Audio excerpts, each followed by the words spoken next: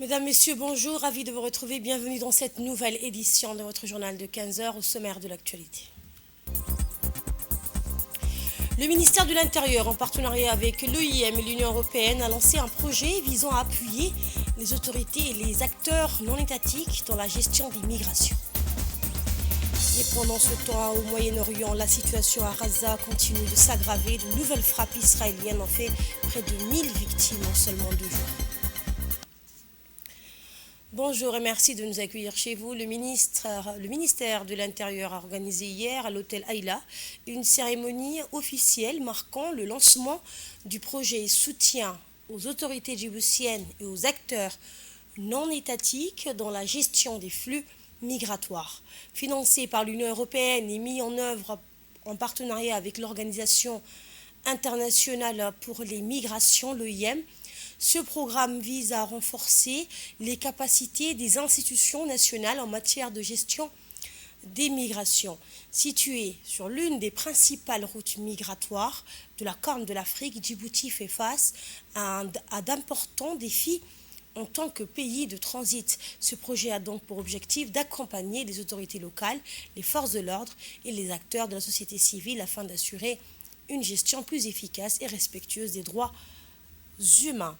Et je vous propose à présent de suivre un extrait de l'intervention de la chef de la mission de l'OIM à Djibouti. Ces actions, des vies des migrants, mais aussi des vies de la communauté haute.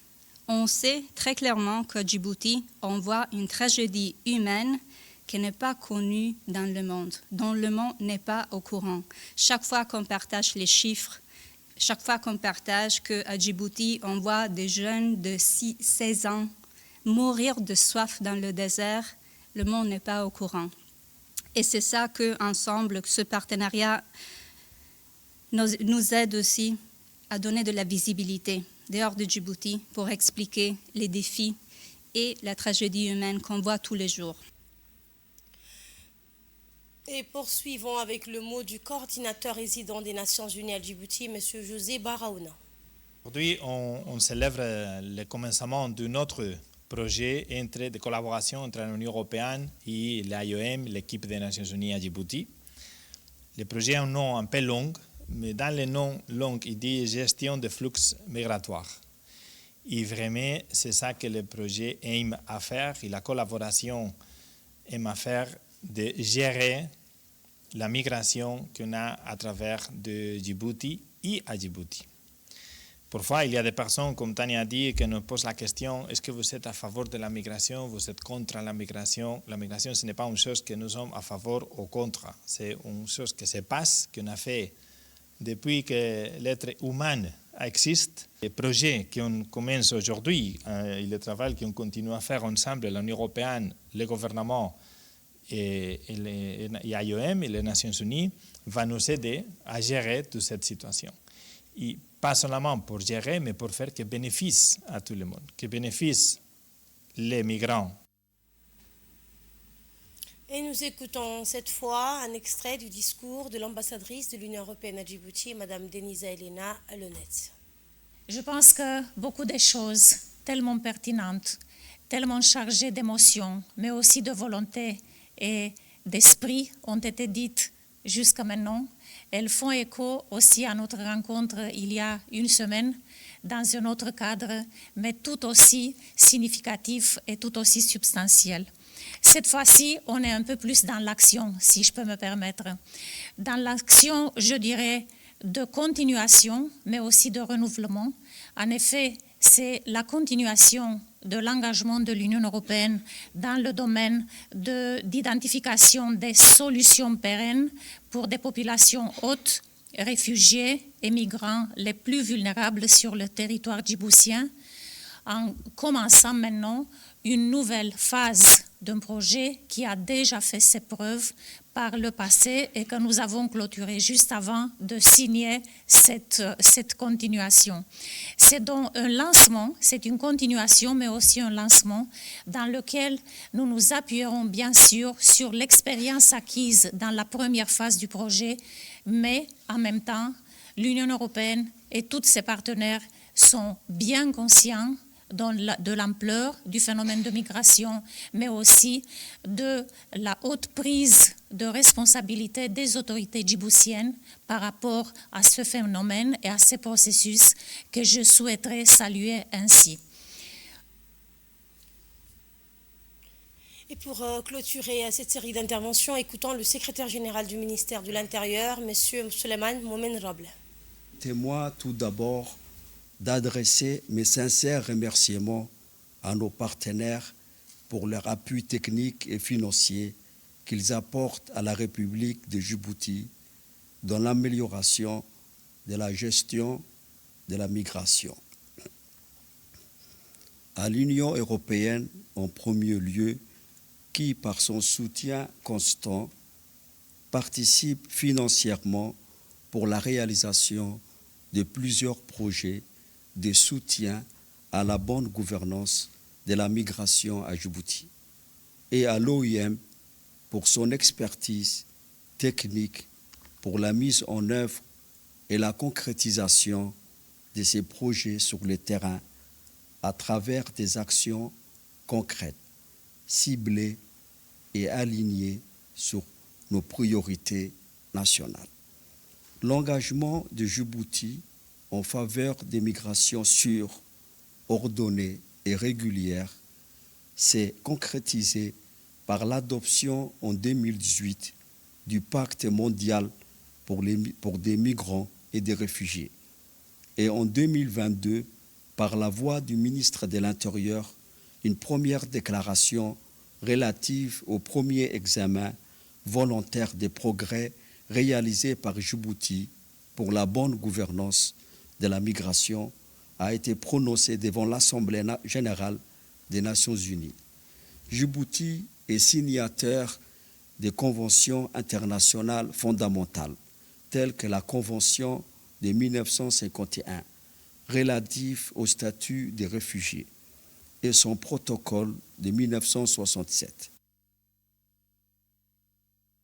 Dans le reste de l'actualité, en bref et en images, l'ambassadeur de Djibouti en Éthiopie et représentant permanent auprès de l'Union africaine, Abdi Mahmoud Aïbé, a présenté hier ses lettres de créance au président centrafricain Faustin Archange Touadéra. Il devient ainsi le premier ambassadeur de Djibouti accrédité en République centrafricaine avec résidence à Addis Abeba.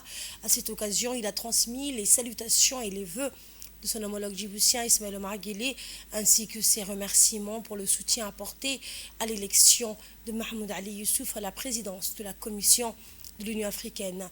Le président Touadéra a quant à lui félicité l'ambassadeur pour sa nomination et adressé ses salutations au président djiboutien.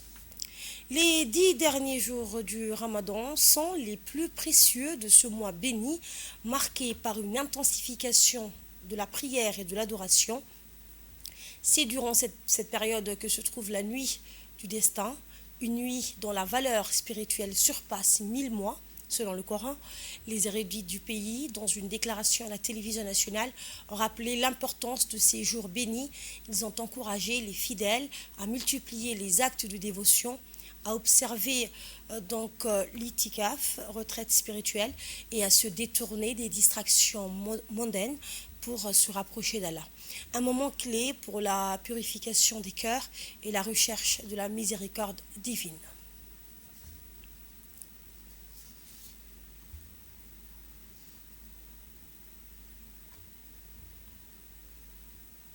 Renforcement des capacités pour la transformation agricole.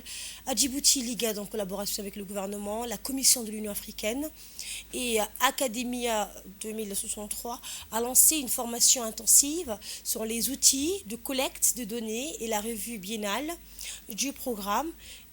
Cette initiative vise à renforcer les compétences des experts des États membres pour améliorer le suivi et la mise en œuvre du programme de développement de l'agriculture africaine. L'objectif, optimiser la planification agricole, accroître les investissements et renforcer la résilience des systèmes alimentaires face aux défis climatiques. La formation animée par des spécialistes de la CUA et d'Academia 2063 réunit des experts régionaux et des représentants de l'IGAD. Un enjeu clé reste le renforcement des capacités des États membres pour assurer un reporting efficace dans le cadre du 5e rapport biennal du PDDA. Lors de l'ouverture, la coordinatrice du projet, Dr Sené Regassa, a annoncé la mise en place d'un centre de connaissances pour le partage des données agricoles. De son côté, Dr Tabarek Mohamed Ismail, conseiller du ministre de l'Agriculture, a souligné l'importance stratégique de ce programme, notamment dans le cadre de la déclaration de Kampala pour la période 2026-2035. On l'écoute. Comme vous le savez, l'Union africaine a lancé en 2014 le programme détaillé de développement de l'agriculture en Afrique, PDDA, qui a été adopté comme cadre politique pour la monoformation agricole en Afrique. En 2014, lors de la 23e saison ordinaire de l'Union africaine à Malabo, les dirigeants africains ont renouvelé leur engagement en faveur de PDDA en adoptant la déclaration de Malabo sur la croissance de la transformation agricole accélérée pour la prospérité partagée et l'amélioration de moyens de subsistance. Les dirigeants africains se sont engagés à responsabiliser mutuellement les résultats des actions et ont convenu d'adopter le processus de revue biennale de progrès réalisé par les différents pays et les impératifs de souligner l'importance de laquelle lancée par l'Union africaine aux États membres pour mobiliser la capacité technique adéquate et accroître les investissements publics privés et atteindre les engagements de PDDA Malabo d'ici 2025 et surtout de renforcer la capacité des équipes nationales de PDDA en mettant l'accent sur le système de collecte des données agricoles.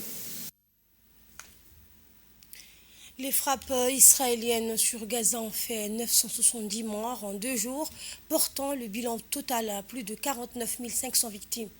Depuis le 7 octobre, selon le ministère de la Santé, le Hamas appelle la communauté internationale à exiger un cessez-le-feu alors que les bombardements israéliens se poursuivent à Khan Younes et dans le nord de Gaza. Benjamin Netanyahou affirme que les frappes ne font que commencer, tandis que son gouvernement réintègre Itamar Ben-Gvir au poste de ministre de la Sécurité nationale. Le ministre israélien de la Sécurité nationale s'était opposé à la trêve de janvier et plaide pour une offensive accrue contre le Hamas. Et la Palestine réclame des sanctions contre Israël. Le représentant palestinien auprès de la Ligue arabe a appelé à des sanctions contre Israël après les frappes qui ont tué plus de 430 Palestiniens en 2 jours. Il a évoqué des mesures économiques et politiques pour empêcher l'expansion israélienne et le déplacement des Palestiniens. Le ministère de la Santé palestinien fait état de 436 morts, dont 183 enfants et 94 femmes, ainsi que 678 blessés depuis mardi. Et dans un tout autre registre, place désormais au sport avec le Safari Rally 2025 au Kenya. Les pilotes du championnat du monde WRC ont effectué leur shakedown avant le Safari Rally du Kenya qui débutera le 20 mars. Le Finlandais Rovan Perra a signé le meilleur temps de ce test suivi du Belge Thierry Neuville. La course se déroulera à partir d'aujourd'hui, du 20 au 23 mars, sur 21 spéciales, couvrant près de 385 km dans le paysage kényan. Le Safari Rally, l'un des plus redoutables du calendrier, fête cette année sa 5e édition au championnat du monde. Et c'est ainsi que prend fin cette édition. Merci à vous de nous avoir suivis.